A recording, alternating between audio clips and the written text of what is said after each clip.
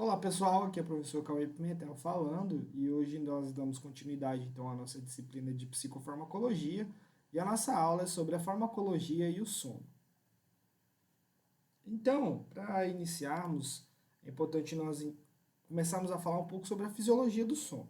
Então, o sono é uma condição fisiológica de atividade cerebral natural e periódica. Ela é caracterizada pela modificação do estado de consciência, redução das sensibilidades aos estímulos ambientais e está acompanhado por características motoras e posturais próprias, além de alterações autônomas. A ocorrência do sono, ela apresenta assim, ciclos previsíveis e com natural capacidade de reversão de um estado de relativa não reação a estímulos externos, que é o ciclo em si, caracterizado como sono e vigília. E condições que permitem distinguir o sono de estados de perda de consciência, que neste caso, essa perda de consciência é patológica, como ocorre no paciente que sofre um acidente automobilístico e desenvolve um traumatismo crânioencefálico, evoluindo com um quadro de coma. Então, o ciclo de sono e vigília é um estado cerebral ativo, complexo, resultante de vários mecanismos que determinam suas características, intensidade e distribuição ao longo do dia. Eles, durante os estudos acerca do sono, foram identificados então padrões específicos no exame específico de eletroencefalograma. E esse exame conseguiu mostrar fatores associados ao sono, como principalmente o episódio de sono REM, onde ocorre o rápido movimento do olho. E a fase do ciclo em que não existem esses movimentos oculares rápidos, que é o NREM. Dessa forma, então, a função do sono ela ainda é mal conhecida e continua a ser explorada dentro de vários estudos e tal. Dessa forma, uma das hipóteses apresentadas, caracteriza que é importante o sono para promover e facilitar a conservação de energia e da função ecológica, além do aprendizado, da memória através das mudanças e também favorecendo a plasticidade cerebral e a sinaptogênese. E também atua como um processo reestruturativo de componentes celulares que é chave para a biossíntese de macromoléculas. Então, para a gente estudar um pouquinho acerca então, uma introdução sobre o sono, agora vamos falar sobre a questão do ciclo sono e vigília. Né? Então, é importante nós falarmos sobre o hipotálamo, que o hipotálamo ele garante sua função como um fator-chave no sono e vigília, principalmente o hipotálamo anterior, o hipotálamo posterior e o hipotálamo lateral. Essas estruturas, em associação a outras do tronco cerebral, são partícipes da formação do ciclo sono e vigília. Então, como acontece esse mecanismo do ciclo sono e vigília, então? Então, o sono e a vigília, eles constam com sistemas próprios, porém, eles são interconectados, como é encontrado em um sistema de despertar vigília e outro adormecer sono, que se alteram periodicamente, ou seja, se uma pessoa está acordada, ela está acordada. Se ela está com o período de sono, ela está em sono. Com a mínima transição em condições normais. Então, o ciclo sono e vigília é regido pelo ritmo circadiano, e esse ritmo circadiano ele encontra-se relacionado ao fotoperiodismo, ou seja, a nossa reatividade à luz, decorrente da alternância entre dia e noite, e está sob o controle do núcleo supraquiasmático, do hipotálamo. Esse núcleo, que eu vou chamar de NSQ, ele representa então o relógio mestre e é responsável pela organização cíclica e temporal do organismo e do ciclo sono e vigília. Todos nós temos o nosso relógio, o nosso NSQ, e nós convivemos diariamente no nosso ciclo, com o nosso ciclo circadiano. Então, o NSQ ele é influenciado pela luz do ambiente durante o dia, através do feixe retina hipotalâmico e pela melatonina, que é secretada pela glândula pineal. Essa secreção da melatonina ela ocorre durante a noite, tanto que a melatonina é conhecida como hormônio do sono. A secreção máxima, então, do hormônio do sono, da melatonina, ela ocorre durante esse período e sua ação no NSQ ela tem sido implicada no início e manutenção do sono. Essa influência fotoperiódica é transmitida para as áreas hipotalâmico adjacentes, como a zona supraparaventricular e núcleo dorsomedial, e eles participam na regulação do comportamento circadiano do sono. Dessa forma, através das projeções GABAérgicas para uma área pré-óptica, essa área é ativada e, consequentemente, ativa as funções do sono. Além disso, ocorrem projeções glutamatérgicas e de hormônio de liberação de tireotropina para a área hipotalâmica lateral, que é uma área excitatória. Isso é importante a gente falar dessa relação tanto glutamatérgica quanto GABAérgicas, porque vai influenciar nos medicamentos que são utilizados, nos psicofármacos. Então, dando continuidade à aula,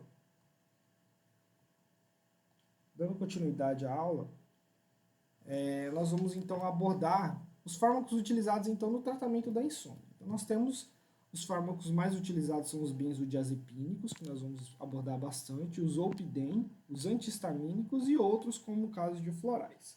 Então, os benzodiazepínicos, eles são geralmente de ação curta e eles são utilizados para o tratamento da insônia, já que eles possuem poucos efeitos adversos. Já o zolpidem, ele é quimicamente distinto, ou seja, ele não é um benzodiazepínico, porém ele atua de forma semelhante aos benzodiazepínicos. Os antihistamínicos, eles não são diretamente ansiolíticos, porém os antihistamínicos, eles podem ser utilizados para induzir o sono. No caso dos antihistamínicos, eles passam pela barreira hematoencefálica, tal como a difenidramina, que é um antihistamínico muito comum utilizado, como o Histamin. E com isso, então, com essa possibilidade de ultrapassar a barreira hematoencefálica, ele vai causar sonolência por bloquear a influência do sistema central do despertar histaminérgico. Então, esse é o mecanismo de ação dos antihistamínicos como efeito adverso de produzir a sonolência. Ainda é importante falar que a melatonina, ela também é indicada, como nós escalamos como outros, porque a melatonina ela tem ações hipnóticas e ela também é muito utilizada, a melatonina, para aliviar o jet lag. O que é o jet lag? São aquelas pessoas que fazem longas viagens de avião e ao chegar no seu destino, as pessoas sentem um pouco de confusão mental, tontura, entre outros sinais e sintomas, náusea, vômito e tal. E o jet lag, a melatonina ajuda a aliviar os sinais e sintomas do jet lag.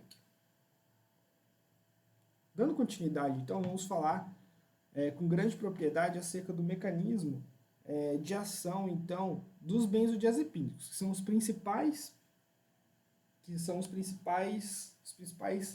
medicamentos, os principais psicofármacos envolvidos no tratamento da insônia. Então, os benzodiazepínicos, eles atuam seletivamente nos receptores GABA e são os receptores GABA que vão mediar a transmissão sináptica inibitória de todo o sistema nervoso central.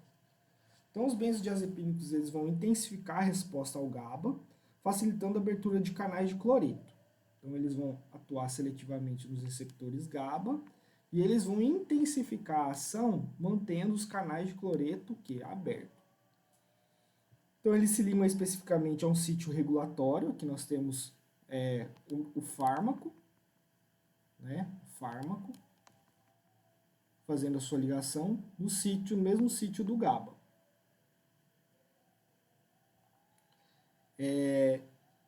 Distinto do sítio de ligação do GABA. E eles atuam, então, aumentando a afinidade do GABA por esse receptor.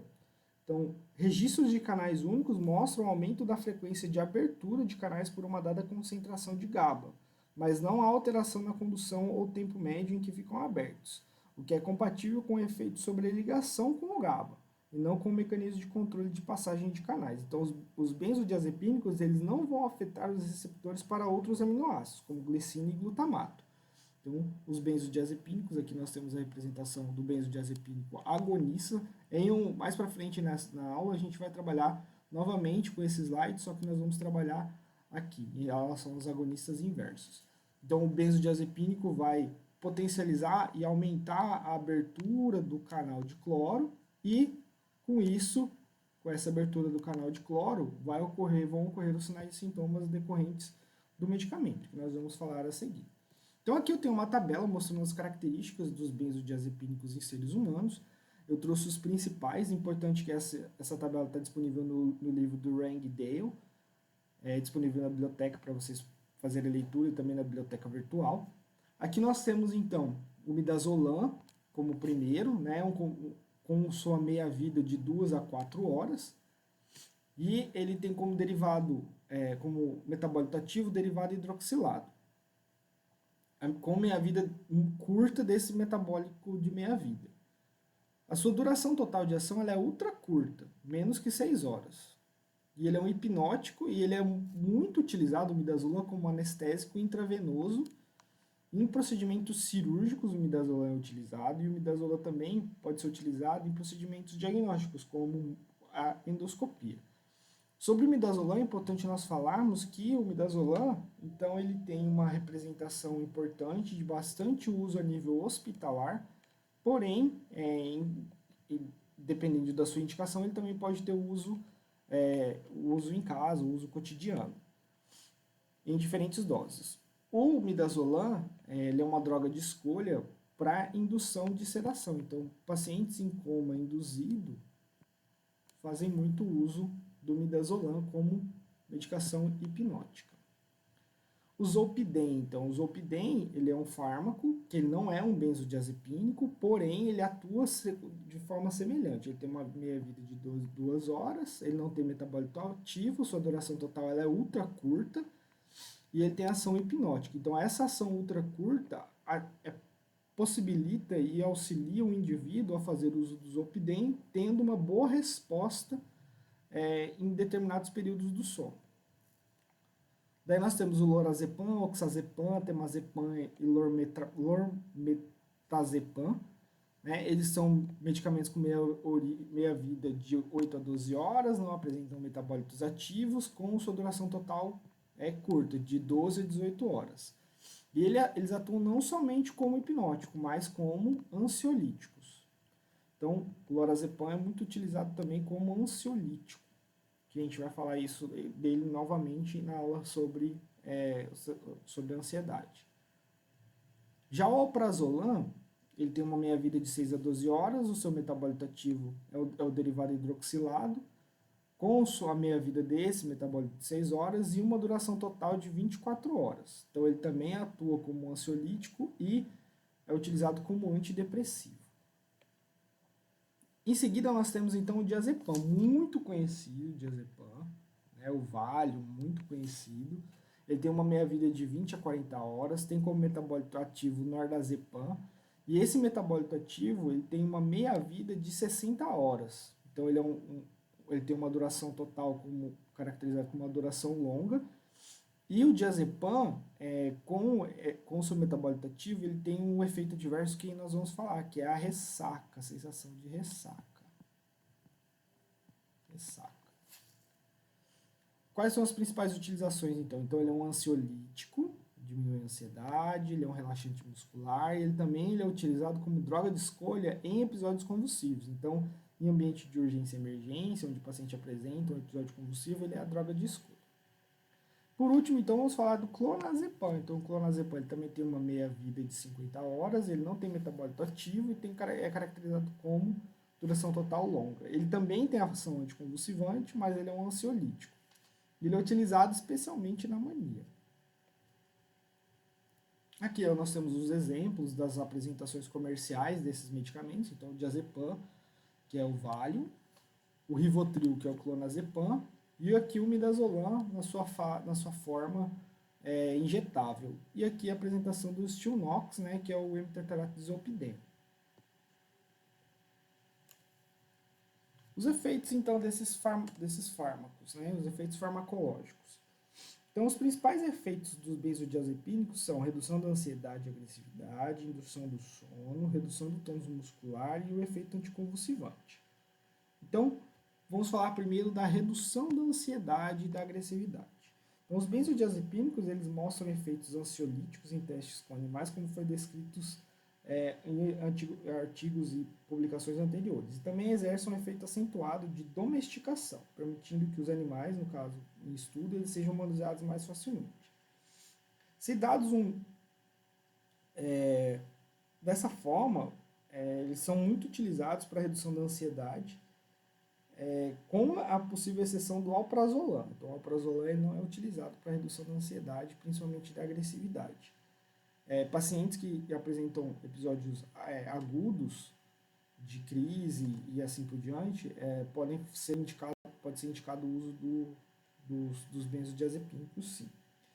Para a indução do sono e sedação. Então, os benzodiazepínicos eles diminuem o tempo que se leva até dormir e aumenta a duração total do sono. Embora o segundo efeito, a duração total do sono, ocorra somente em indivíduos que normalmente durmam menos de 6 horas por noite. Com agentes que apresentam uma curta duração, como o Zolpidem, o efeito ressaca pode estar pronunciado quando o paciente acordar, né? Então, ou pode ser até mesmo diminuído. Isso vai depender da capacidade de adaptação do indivíduo ao medicamento. E atualmente os benzodiazepínicos eles também são recomendados para o tratamento da insônia em curto prazo, ou seja, quando ocorre um desenvolvimento de tolerância de 1 a 2 semanas do uso contínuo, já começa-se a diminuir a administração e cessar o tratamento. Se diminuir a administração desse benzodiazepínico, pode acontecer a síndrome de abstinência.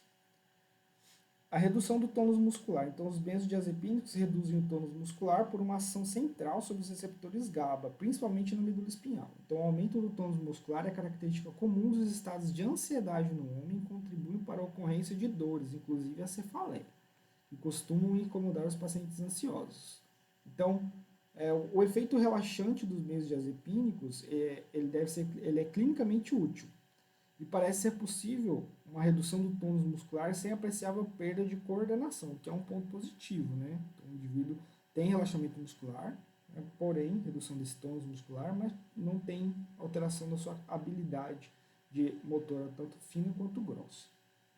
E o efeito anticonvulsivante. Então, esse nós falamos o efeito anticonvulsivante. Então, o efeito anticonvulsivante,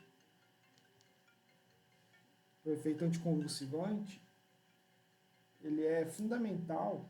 Por quê?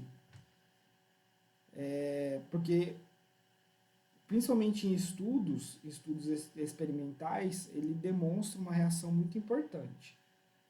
E esse efeito anticonvulsivante, ele torna, então, como eu havia falado, o benzodiazepínico na classe especificamente falando do diazepam, como uma droga de escolha para o tratamento anticonvulsivante.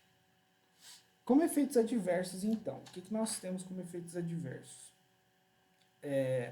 Primeiramente, a toxicidade aguda, então, a sua superdosagem é consideravelmente muito pouco perigosa em relação a outros ansiolíticos hipnóticos. Porém, ela, na superdosagem, ela pode causar então o sono prolongado, sem depressão grave da função respiratória e cardiovascular. Porém, se ele for utilizado concomitantemente com outros depressores do sistema nervoso central ou com o álcool, eles podem causar depressão respiratória. Ou seja, se o indivíduo busca a alternativa de autoextermínio, a tentativa de suicídio utilizando os benzodiazepínicos, provavelmente ele não vai conseguir somente fazendo uso do benzodiazepínico. Porém, quando ele associar com outros hipnóticos e sedativos ou depressores do sistema nervoso central ou com o álcool, pode ocorrer então a depressão respiratória. Os efeitos colaterais durante o uso terapêutico, então isso a gente já falou, e os efeitos colaterais durante o uso terapêutico. Os principais efeitos colaterais são então a sonolência, que o paciente pode apresentar, confusão, amnésia e comprometimento da coordenação. Esses sinais e sintomas, eles vão afetar consideravelmente as habilidades manuais e principalmente o desempenho durante atividades de dirigir. Então, o paciente que faz uso de anticonvulsivante não.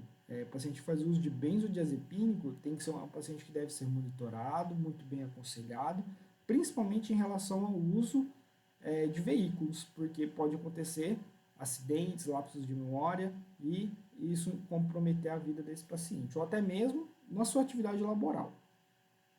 Em relação à tolerância e dependência, então a tolerância é um item, a dependência é outro item. Então, primeiramente, a tolerância ela ocorre de forma progressiva com todos os benzodiazepínicos. Já a dependência é o principal inconveniente, pois essas duas situações elas compartilham propriedades com outros sedativos.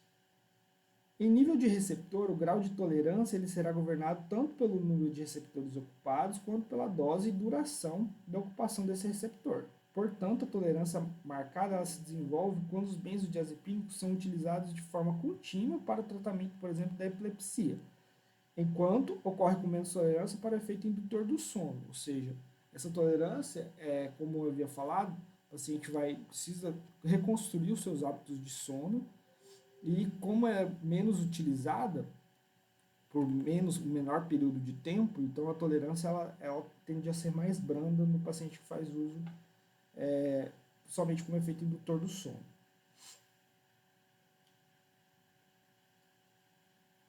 Já a dependência é um grande problema, principalmente em indivíduos normais.